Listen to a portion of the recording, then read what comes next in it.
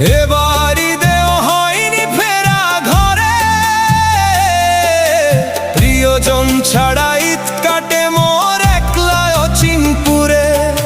নিঃসঙ্গতা কুরে কুরে খায় তবুও মুখে হাসি, আমি যে প্রবাসী, আমি যে প্রবাসী। সবাই ভাবে প্রবাস মানে